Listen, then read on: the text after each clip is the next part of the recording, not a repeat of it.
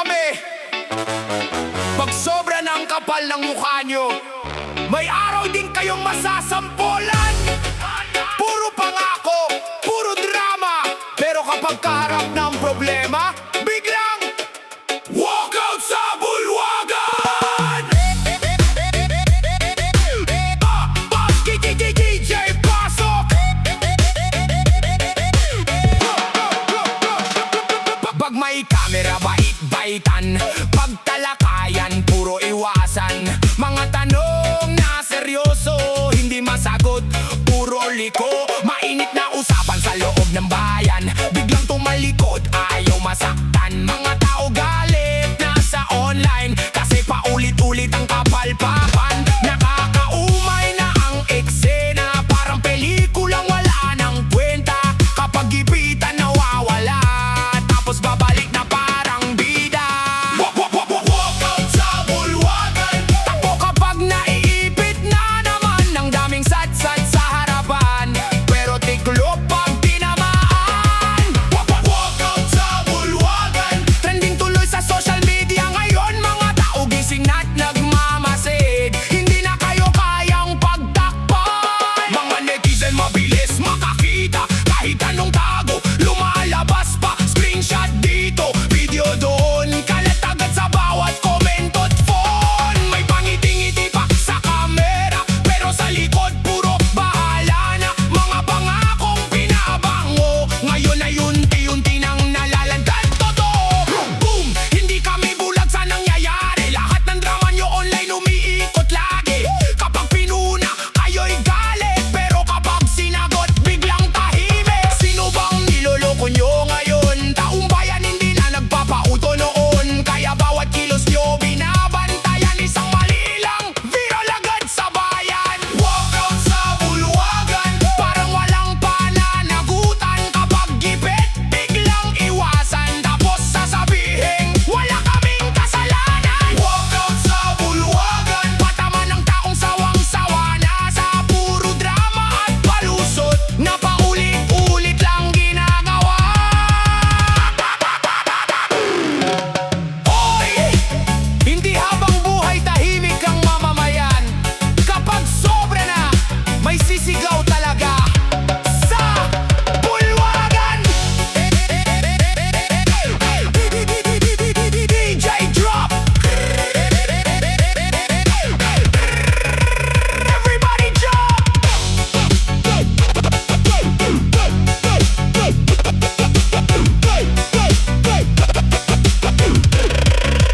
Everybody jump.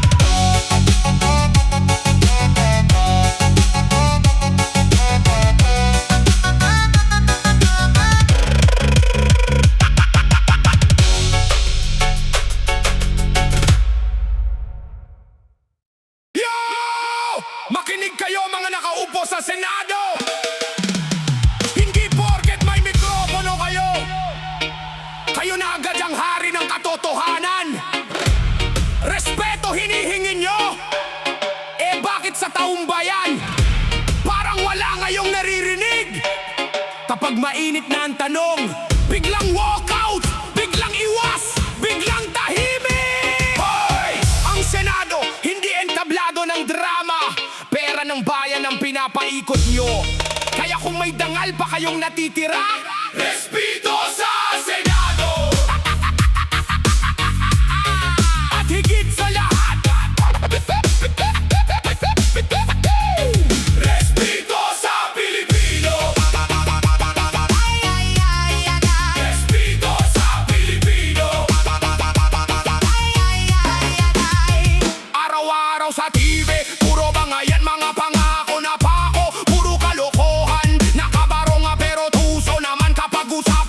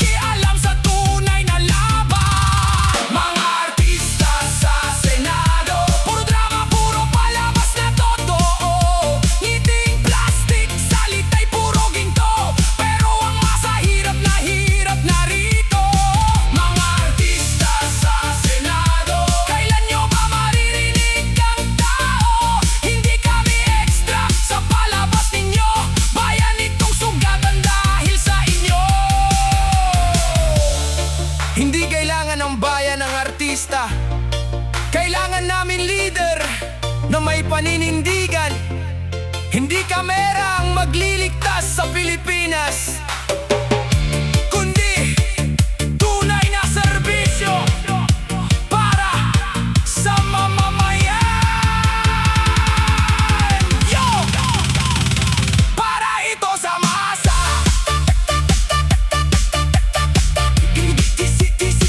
Gising Pilipinas. Reggae remix hanggang marinig nila.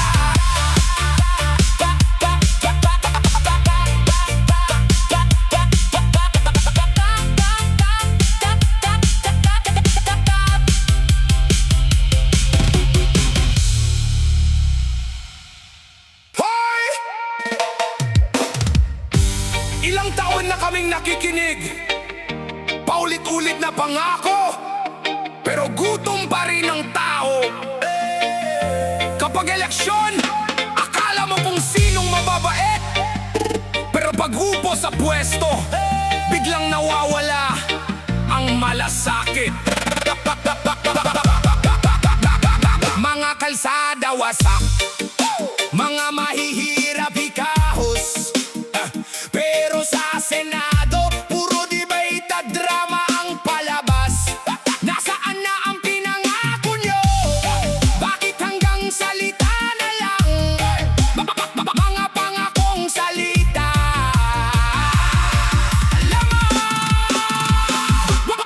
mga pangakong salita lamang, napakuna sa hangin at kawalan. Bayan ay sugatan, tao'y nasasaktan, pero kayo'y tahimik lang. Mga pangakong puro kasinungalingan, pagkatapos ng eleksyon, limutan na naman kaming masa ang laging naiwan, habang kayo'y nasa magarang upuan. May walkout pa sa gitna ng usapan, ayaw harapin ang tunay na katotohanan. Kapag mainit na ang tanungan, biglang aalis sa bulwagan. Nasaan ang tapang na pinagyabang? Nasaan ang malasakit sa mamamayan? Bakit puro drama ang napapanood, habang ang tao'y lugmok sa pagod? Mga proyekto di matapos-tapos, pera ng bayan tila ba nauubos? Flood control hanggang drawing lang, kapag baha na tao ang kawawa naman. Mga pangakong salita lamang, napakuna sa hangin at kawalan. Bayan ay sugatan, tao'y nasasaktan, pero kayo'y tahimik lang. Mga pangakong puro kasinungalingan, pagkatapos ng eleksyon, limutan na naman kaming masa ang laging naiwan, habang kayo'y nasa magarang upuan. Hindi bulag ang sambayanan, hindi bingi ang mamamayan. Lahat ng hirap ramdam ng bayan, habang kayo'y nagpapayaman. Hindi habang buhay mananahimik ang taong gipit at laging galit. Kapag ang masa'y tuluyang sumigaw, mga trono nyo yayanig na parang lindol. Mga pangakong salita lamang, paulit-ulit na kasinungalingan. Pagod na ang sambayanan sa paulit-ulit nyong dahilan. Panahon na para gumising, panahon na para mapansin na ang tunay na lakas ng bayan ay nasa kamay ng mamamayan. Hindi kami laruan, hindi kami bulag, at hindi habang buhay mananahimik ang masa. Kapag sobra ng pangapit, boses ng bayan ang magiging pinakamalakas.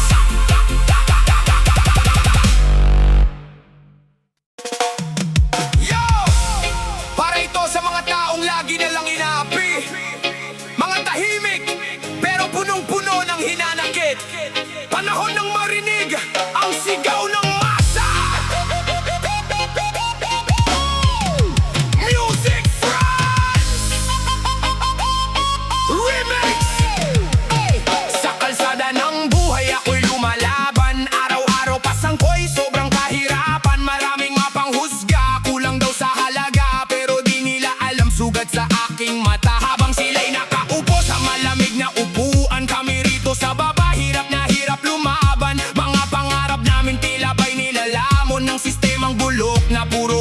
kasinungalingan. Minsan gusto ko nang sumigaw ng malakas, dahil hustisya parang sobrang taas, abutin agad. Kapag mahirap ka parang wala kang karapatan, kahit ikaw ang tama, ikaw pa rin ang iiwan. Ngunit di susuko ang pusong sugatan, kahit ilang beses pang yurakan. Ang boses ng masa di kayang patahimikin, katotohanan balang araw magniningning. Kami ang biktima ng pang-aapi, tahimik lang pero may galit sa dibdib. Ilang taon na nagtitiis sa dilim, ngunit lalaban hanggang marinig. Biktima ng pang-aapi, luha at pawis ang kapalit lagi. Pero kahit gaano man kami maliitin, puso naming di kailanman gigibain. Sa pabrika, sa kalsada, pati sa tahanan, may mga taong walang awa kung man lamang konting pagkakamali, agad kang huhusgahan, parang wala kang karapatang mabuhay sa lipunan. Yung iba naka-Amerikana, pero tusong ngiti sa harapan, pero likod mo'y sinusubo. Mga pangako nilang puro palabas lang, pagkatapos ng eleksyon wala nang pakialam. Habang ang mahirap lalo pang naghihirap, mga bata sa lansangan, gutom at umiiyak. Saan ba napupunta ang perang bayan? Bakit kami rito patuloy na nasasaktan? Pero di habang panahon kami yuyuko, may araw ding babaliktad ang mundo. Kapag sama-samang tumindig ang tao, mga mapangapi siguradong matatakot. Kami ang biktima ng pang-aapi, tahimik lang pero may galit sa dibdib. Ilang taon nang nagtitiis sa dilim, ngunit lalaban hanggang marinig. Biktima ng pang-aapi, luha at pawis ang kapalit lagi. Pero kahit gaano man kami maliitin, puso naming di kailanman gigibain. Hindi krimen ang maging mahirap, hindi kasalanan ng mangarap. Ang tunay na laban ay pagkakaisa, para mawalang tanikala. Sigaw ng masa di mapipigil, katotohanan ngayon'y gigising. Kapag ang api ay natutong lumaban, mga abosado'y matitinan. Kami ang biktima ng pang-aapi, pero di habang buhay nasa ilalim. Ngayon ang panahon para tumindig at ipaglaban ang aming tinig. Biktima man ng pang-aapi, di kailanman mawawala ang pag-asa namin. Kapag ang masa'y sama-samang kikilos, bagong umaga'y aming maaabot. Para sa mga taong pinili na lang manahimik, para sa mga tao, para sa mga pusong sugatan. Ang laban ay hindi pa tapos.